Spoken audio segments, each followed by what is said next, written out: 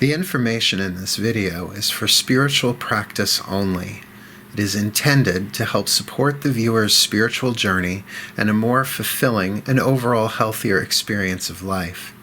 It is not personal counseling or advice and guarantees no specific outcomes. No individual should use the information in this video for self-diagnosis or treatment, or as a replacement for medical, psychological, or practical care. In other words, this is spiritual practice. Always consult with an appropriate professional for specific advice and counsel for your individual situations as needed. Blessed be, and enjoy. Mark Angelo Lyons, Drawing the Circle Productions.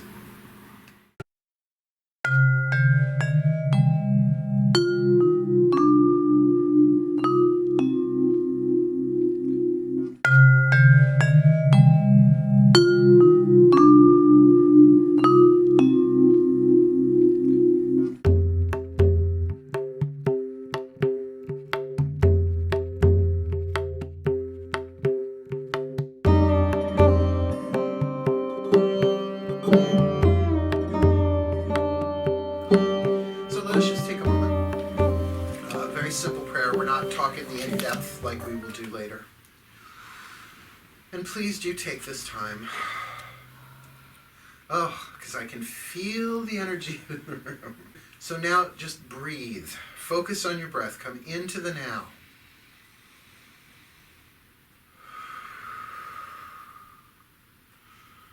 And allow your awareness to pull back a little from the outside world.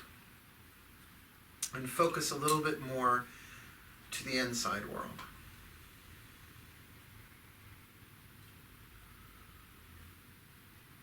To feel that stillness and silence within the body, the here and now.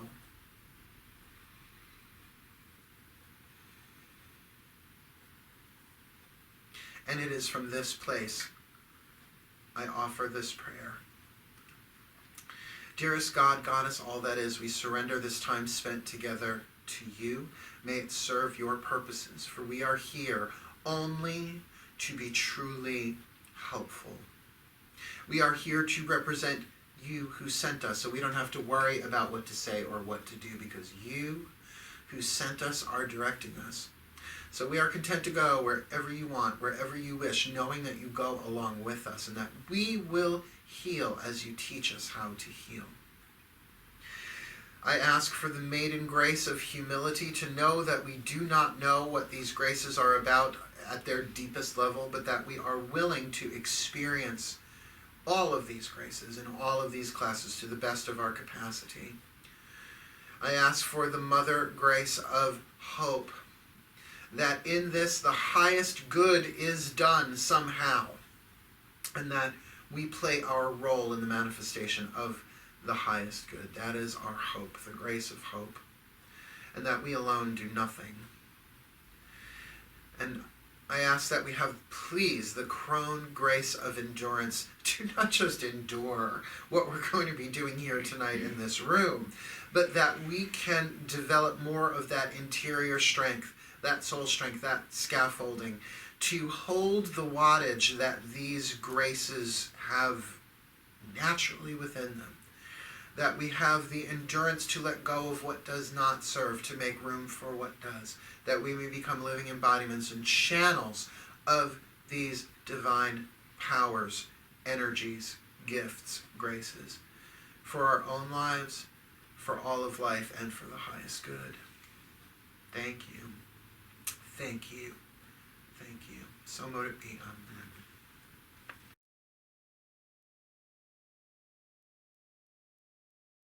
Okay, so part one tonight, we're going to talk about the root chakra.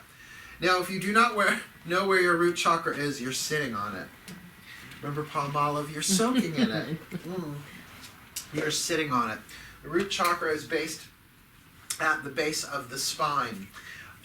It is not always considered the most spiritual of the 7 chakras within the body, which is ridiculous.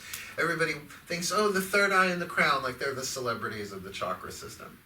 The root chakra, they're the janitorial system. Well, if you think about it, it is a little janitorial. It does sort of get rid of the waste products, hopefully it cleans up afterwards if it's functioning.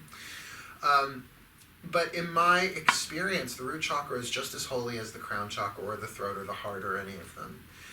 It is an essential chakra to have functioning if you want to manifest things into the physical material world. It does make sense. It is the earth chakra.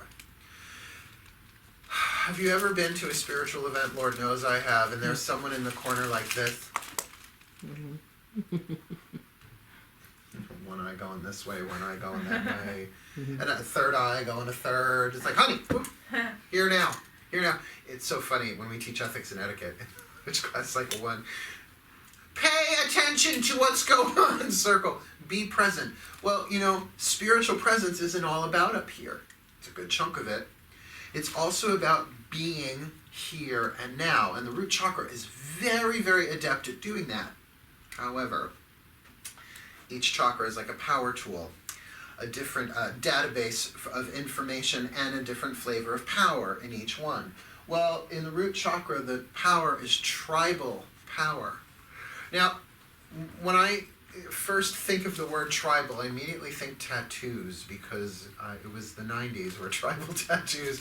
I'm not sure you're allowed to live in New York unless you had a tribal tattoo. If you were of a certain age, it seemed like everybody had a tribal. I don't. I only have my grapevine pentagram this side on my shoulder cap. But that word tribal is weird because we don't think of ourselves as tribal. It conjures images of living in nature, in the jungle, in mud huts, hunting food, right? Tribal. But the true meaning of that word, it means a bunch of us. A family, your genetic family is your tribe. Your ancestral is your ancestral tribe. Think of every chromosome and piece of DNA within your cells, how it goes back generations, thousands of generations possibly, all the way back to cavemen. We belong to many tribes. Your genetic tribe is just one of them, and we need to talk about that briefly because the truth of the matter is your tribe did not choose you before incarnation. You chose them. Which I'm used to hearing people say, what? No, I did not choose these crazy people. I did not choose this dysfunctional circus called my genetic family. They are crazy. They are dysfunctional. And I say, you knew that before you came in because you wanted something strong to push off against. You wanted a nice shadow teacher of what not to be and what not to do. So it pushed your soul in a direction where you could not be complacent. That's just one example of millions of, I don't want to say reasons, purposes behind incarnating in certain types of family tribal environments. And if you are carrying wounds from that particular tribe, it affects how you manifest things into physical form and how grounded you are, how present you are. So there's that part of it, racial consciousness, because that is your tribe. What you do for a living, there can be a tribal connection. The neighborhood that you live in, your friends, your circle of friends is a tribe. In other words, it's the many. It's the drawing the circle productions, oddly enough, considering how little bit of tribal I am, is drawing people together with spirit. It's about drawing circles, mini tribes together into a larger tribe. That's why I don't only work with pagans and witches. I'll work with whoever who's willing to learn, heal, grow, etc. I'll do with everything that I can within my power and hopefully get paid. So even like getting paid, the things that you learned about money and finances from your family, tribal, from your friends, from your class, and I put that in air quotes, and I'm not talking about the year you graduated high school, I'm talking about lower class, middle class, upper class, that's tribal. Your political affiliation, or lack thereof, is still tribal. Just briefly, the word politics, the root of the word is polis, P-O-L-I-S. Obviously, there's no S in politics except at the end. But that word means city. So it doesn't matter where you go. You know, what is it? Jesus said, where two or more are gathered in my name, I am there. Well, where two or more are gathered, there is politics. It just is. Interrelational politics, not the one-on-one stuff so much, but the group stuff. All of this stuff is programmed in our root chakras from the moment we're born, sometimes even beforehand. So there's a lot of stuff you could study. You could study the language of these chakras forever. From the New Age all the way to the Ancient Age. There's so much information on it. But remember, that stuff can stay up here. What we're looking for is to get into underneath that tribal, societal programming. And by the way, I could still keep talking about tribes. Nassau or Suffolk? Where are you from? You're not from Long Island, are you? I've been in Brooklyn for like a year and a half. Oh, so you're not from Long Island because Brooklyn's not part of Long Island, right? But isn't that a tribal thing? The whole Brooklyn versus Queens thing, Nassau versus Suffolk. What is it, Sayville versus Blue Point here? Mm-hmm. Bell Point, I didn't go to school here, so I don't know what the football rivalries are. But even from street to street to street, right? So all of this programming is in there. It is like looking through a glass darkly. So that the inherent grace of reverence, which we will get to, is covered over. Dusty, a little clogged. Hiding your light under a bushel, if you will. So what these graces do is help to kind of heal and shift that.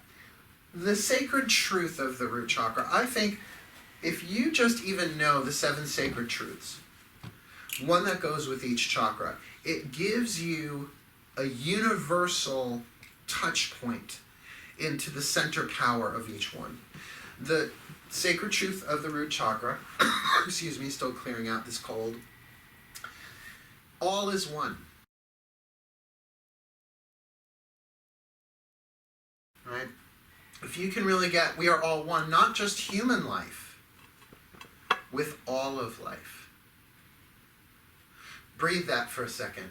With all of life. You are not connected to, you are one with all of life. Plant life. Tree life. Mosquito life, although not at the moment, but they're somewhere. Ready? Republican life, Democrat life. We are all one. Does that not make sense that it would be the foundation, the root chakra, the root, the foundation of our energetic system? Think a root system that goes down beneath the earth. And again, the word connects isn't quite right. There's only one root system. I know, it makes you want to kind of change your underwear. It's like, so you mean there's only really one root chakra? Kind of. We all have our end of it, our corner of the garden, if you will. But as you begin really working these graces, you will find that you have an effect.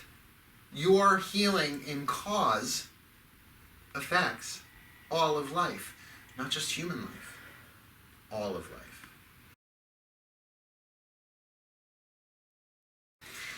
Every chakra has within it the patternings of sacred traditions that have existed for a very long time on this planet. The tree of life, the Kabbalistic tree of life. Oh, let me just go grab it. But you see, there are 10. 1, 2, 3, 4, 5, 6, 7, 8, 9, 10. Well, if you look again, there are 7 layers, or 7 levels. 1, 2, 3, 4, 5, 6, 7.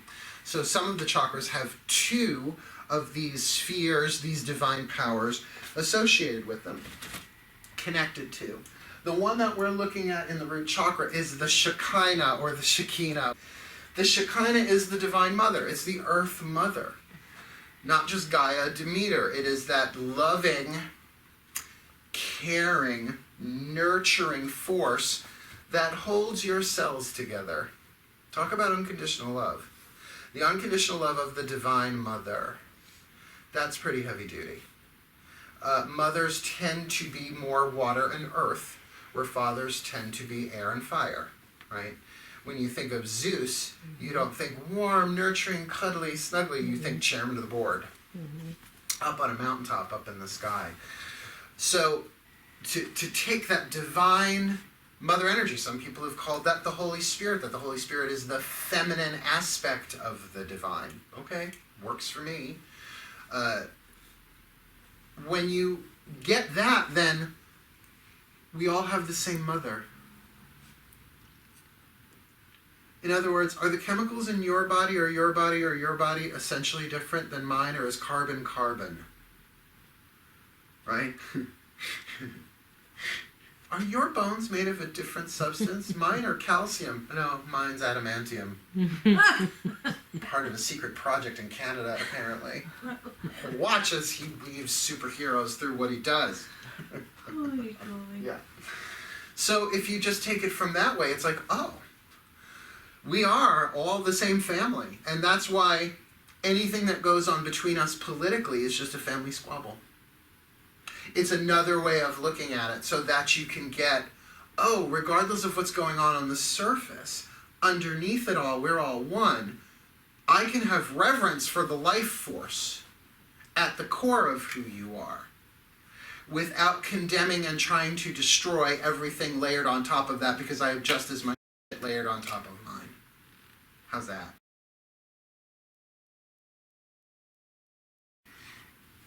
Yule. It's the root chakra, is the first Sabbath. Do you see how they click, click, click, click, click together? I didn't make it like this. I saw the pieces of the puzzle and put them together so that I can teach them. But Yule is the birth of the S-U-N-S-O-N, the first Sabbath of the wheel of the year. I had Yule in my butt. Yule butt. It is that first spoke. It is the birth where then everything grows and grows and grows and grows. In your root chakra, here's a word. It's a yoga word. Kundalini. N-D-A-L-I-N-I. Oh, I spelled it. N-D-A. Oh, I did spell it right. It sounds like a good name for an Italian girl. It means coiled serpent. What? I don't like snakes. I don't know what snakophobic is. I don't even want to know what the right word for snakophobic is, but I don't like them. I'm a cat. It's the energy coil in the base of your spine that as it unfolds and unwinds, it moves up the chakra system and pops out the crown chakra. That's full enlightenment or full kundalini awake. I've had some kundalini experiences where it hit the crown and bliss, would not want to drive a car. It was that sort of mind-blowing. So if you think of that Yule as that full potential. All right, within every acorn is an oak tree. But does every acorn become an oak tree? Thank God, right? Where would we live? There would be no room left to move. It would just be oak trees everywhere. So some of it ends up as squirrel, and for that we are happy. But the potential, it's a holographic potential. Well, that's what squirrels eat. Squirrels. I had them break into my house a couple of times. They're not my favorite rodent. The potential is in there. That's the root chakra. The potential of all physical manifestation is coded within the root chakra. Just like the potential of the sun, S-U-N-S-O-N, born at Yule. That we have no idea what the rest of this wheel of the year is going to be like, but all of the potential is in there.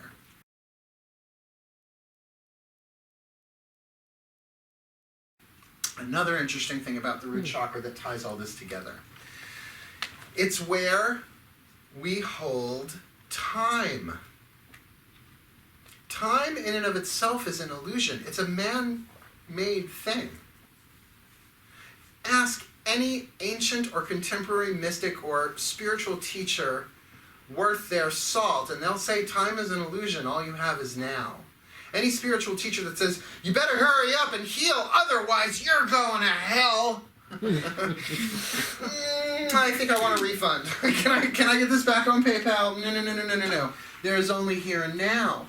So we have certain patterns of illusionary limitation that we all agree to on a root chakra level that we don't even realize we've agreed to. What's today? What is today? It's Wednesday. Says who? Is it written in the stars? And then shall come Wednesday, the day of the hump. The opportunities that we have by realizing, oh my God, yeah, those are the rules of the game. We hold them in the root chakra. Like in Pac-Man, I don't know, that's the image they're giving. Bear with me. If you eat the pill, what happens to the ghosts? Well, they can't get you, you can get them. Oh. It's a game changer, right? Like that, Monopoly, go to jail, do not pass go. There are just certain rules, time and space. All of that is encoded in the root chakra. But when an inspiration comes in through the crown, it has no time or space to it. It's what a good idea. Right? Actually, and then it goes down to the root chakra and you start getting words and images. Oh, what a good idea. So already it begins taking on time and space. As you then bring it into throat chakra where you start chewing on it. Well, I could do that, or I could do that, or I could do that. You haven't really decided to do it yet, but once you choose and decide, you swallow it. Now it's really taking on time and space because it's moved into the emotional field. Does your heart open or close? Can you put your heart into it or not? Then it hits solar plexus, the personal power. Do I have the guts? Do I have the guidance? Do I have the grace? Can I do this? Can I pull this off? Now, you notice it keeps getting more personal. It's getting closer and closer to physical manifestation. Until then, it usually hits the second chakra. Money, among other things, are like, wait, how much time? Wait, how much money? How much energy do I have to put into this? That's usually where we abort the creative energy. We abort the inspiration. Oh, that's too much. Well, I would have loved to become enlightened, but I have to forgive who? Oh, that. I'll come back again before I have to, except you're going to have to forgive them fucking eventually anyway. And if you don't forgive them in this life, I don't know, maybe you come back, they're your mother. Which makes you look at your mother in this life a little differently. Maybe they were an evil nun or a mafia boss from another life. You have no idea. Then it hits the root chakra. Once it hits that root chakra, and it begins taking on form, that's when you actually start taking action towards things. Sometimes it can happen if you're, if you have a strong intuitive sense of any of the lower three chakras. But when you start bringing it into form, you're cooking dinner tonight, or did you cook dinner tonight? Started off as an idea, didn't it? Even if it was a couple of days ago when you were food shopping. But anyway, wait, how much is that? Right? It had to make its way down and through before you even started taking physical action to bring it into form. So a lot of the times when, again, my context is usually working with witches and pagans, although that's not the sum total of my clientele and students. When people have trouble bringing things into form, I kind of automatically want to ask them, well, what's your family life like? And that might not seem connected, but can you see now how it's connected? That if you're holding resentment towards them as a whole, W-H-O-L-E, although some of them may indeed be a whole, you can absolutely begin looking at the routing system and saying, oh my God, I've been holding on to that since I was 5 years old. No wonder I'm dragging dead weight. Because I am in violation of the sacred truth, all is one, that they are me. So then these graces are like flowing the holy water through it. It is a form of exorcism, and we will talk about that.